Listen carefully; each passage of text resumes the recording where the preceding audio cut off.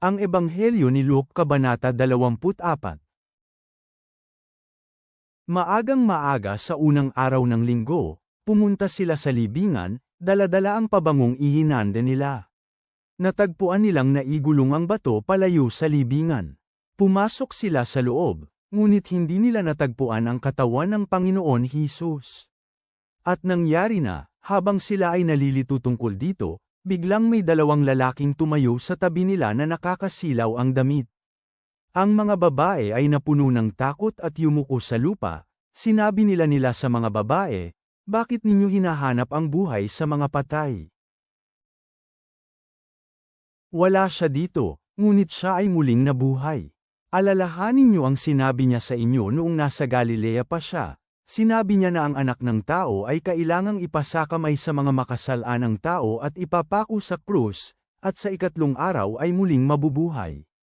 Naalala ng mga babae ang mga sinabi niya, at bumalik sila galing ng libingan at sinabi ang lahat ng nangyari sa 11 alagad at lahat ng iba pa. Ngayon, sina Maria Magdalena, Juana, Maria na ina ni Santiago, at ang iba pang mga babaeng kasama nila ang nagbalita ng mga nangyari sa mga apostol. Ngunit ang balitang ito ay tila walang kabuluhan sa mga apostol, at hindi nila pinaniwalaan ang mga babae. Gayunpaman, tumayo si Pedro, at tumakbo papunta sa libingan, at yumuko siya at tumingin sa loob.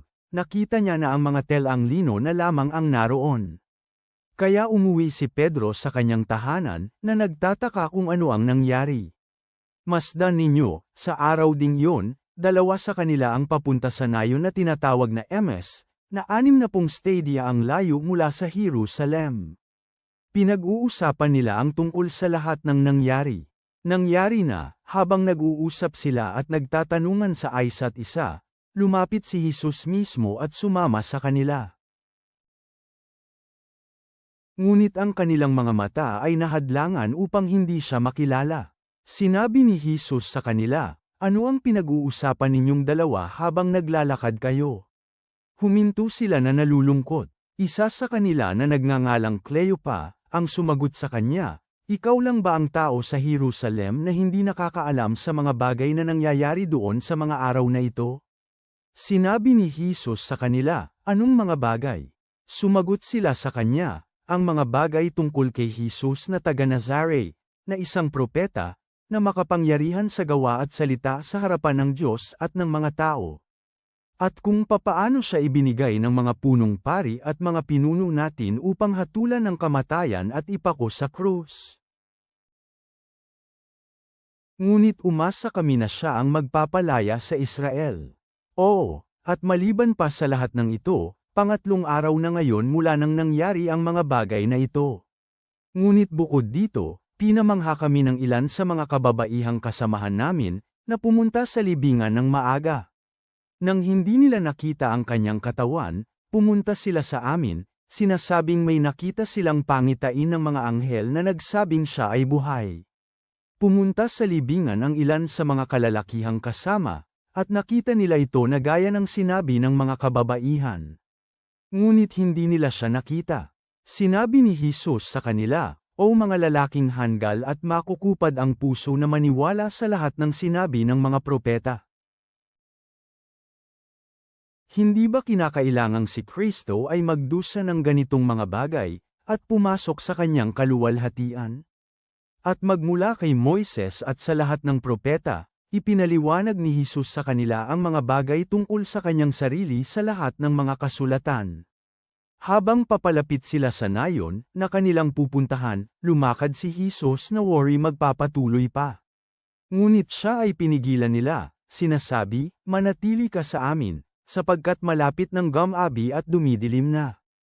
Kaya pumasok si Jesus upang tumuloy sa kanila. At nangyari, nang siya ay umupong kasalo nila upang kumain, kinuha niya ang tinapay, at pinagpasalamatan ito, at pinagpira-piraso ito, at ibinigay niya ito sa kanila. Pagkatapos, nabuksan ang kanilang mga mata, at siya ay nakilala nila, at siya ay naglaho sa kanilang paningin. At sinabi nila sa isa't isa, "Hindi ba umaalab ang ating puso, habang kinakausap niya tayo sa daan, habang binubuksan niya sa atin ang mga kasulatan. Tumayo sila sa oras ding iyon, at bumalik sa Jerusalem. Natagpuan nila ang 11 na nagtipon-tipon at ang iba pang kasama nila.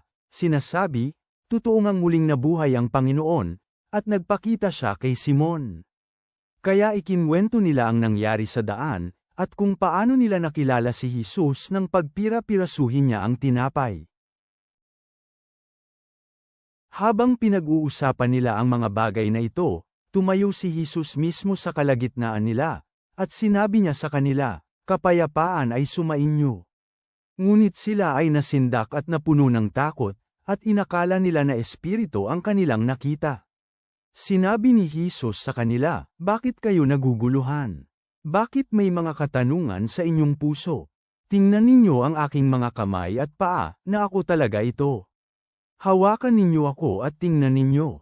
Sapagkat ang espiritu ay walang buto at laman, gaya ng inyong nakikita na nasa akin." Pagkatapos niyang sabihin ito, pinakita niya sa kanila ang kanyang mga kamay at paa. Habang sila ay hindi pa rin makapaniwala dahil sa galit, at namangha, sinabi ni Jesus sa kanila, "Mayroon ba kayong anumang makakain?" Siya ay binigyan nila ng inihaw na isda. Kinuha ito ni Jesus at kinain niya ito sa harapan nila. Sinabi niya sa kanila, "Nang kasama ko kayo, sinabi ko sa inyo na lahat ng nakasulat sa kautusan ni Moises at ng mga propeta at sa aklat ng mga awit ay kailangan matupad." At binuksan niya ang kanilang mga isipan upang maunawaan nila ang kasulatan.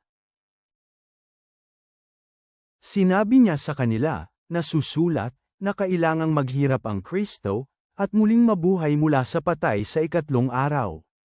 At ang pagsisisi at pagpapatawad ng mga kasalanan ay dapat may pangaral sa kanyang pangalan sa lahat ng mga bansa, mula sa Jerusalem. Kayo ay mga saksi ng lahat ng ito. Tingnan ninyo, ay padadala ko sa inyo ang ipinangako ng aking Ama.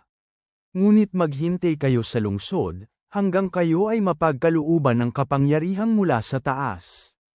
At inilabas sila ni Jesus hanggang malapit na sila sa Bethania. Itinaas niya ang kanyang mga kamay, at binasbasan sila.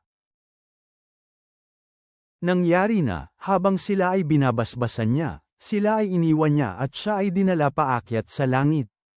Kaya siya ay sinamba nila, at bumalik sila sa Jerusalem nang may labis na kagalakan. Namalagi sila sa templo na nagpupuri sa Diyos